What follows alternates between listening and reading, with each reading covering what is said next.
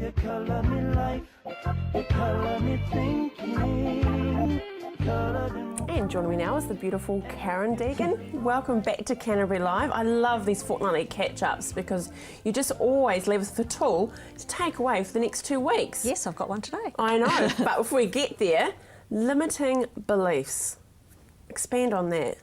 Limiting beliefs are beliefs that hold you back in life, and they're normally limiting beliefs about yourself, your place in the world, what you can and can't do.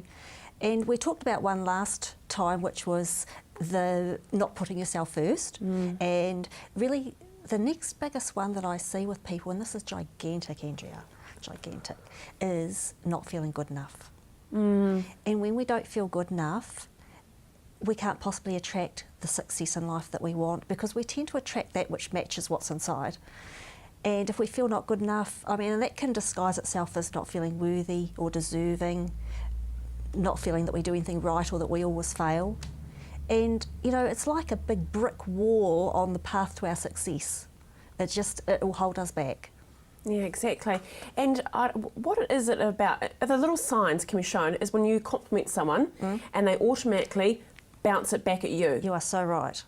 Someone who can't accept a compliment, and sometimes the most beautiful people, you know, if you say to someone, gosh, you're looking really lovely today, you can immediately just tell from their face they're not accepting it. And you know that they don't feel good enough inside because they do not believe that you mean it. So how can we stop that limiting belief about ourselves then? Well, let's talk first about where it comes from, and then we'll talk about how we can stop it. I mean, it can be just the littlest things can build up. Let's talk about a couple of scenarios. Imagine a 12-year-old girl has just spent an hour in her room drawing a picture of her house and her family, and she's so proud of it and she thinks it's awesome. And she goes to her mum, and her mum goes, well, that's nice, but why weren't you tidying your room? You never do anything you're supposed to. Right. Suddenly she's thinking, well, I just thought I did something great, and now I've just sort of found out that's not good enough. Or imagine a wee boy who's, you know, eating dinner and then some peas slip off his fork, and his father goes, do you have to make a mess of everything you do? You know, I mean, you suddenly, with these little things that build up, we start to realise that there's something wrong with us. We thought we're fine, and all of a sudden we're finding we're not. And this belief that we're not good enough builds up, and I see the results of it with my adult clients. And it's, you know, they might think that, you know, I always fail is something I hear quite often, or I never get anything right.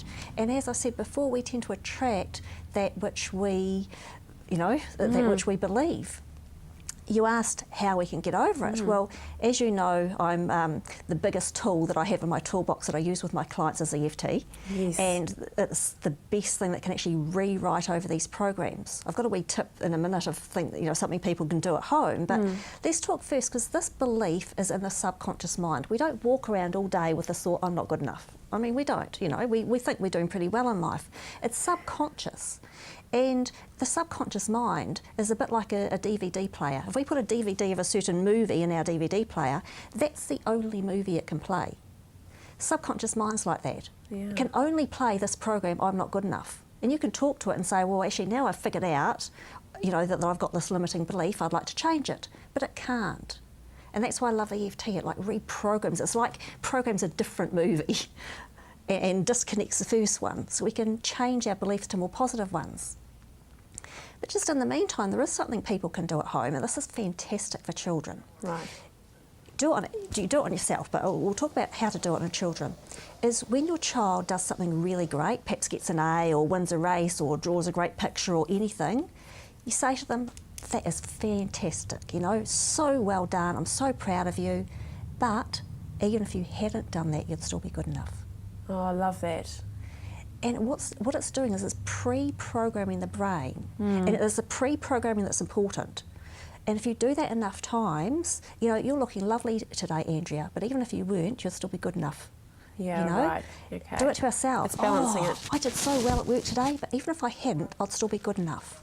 If we think that to ourselves or say that to our children, next time we make a mistake or fall short or fail, which being humans we do, our first thought is going to be, well, never mind, I'm good enough anyway. I love it. Thank you, Karen. As I told you, bring these gems to us, we can take them away in a fortnight's time. I look forward to the next life lesson that you're giving us. Remember, Karen is only a phone call away. Let her give you the tools. It's never too late. Thank you so much for joining us today. You know you color me life, you color me thinking.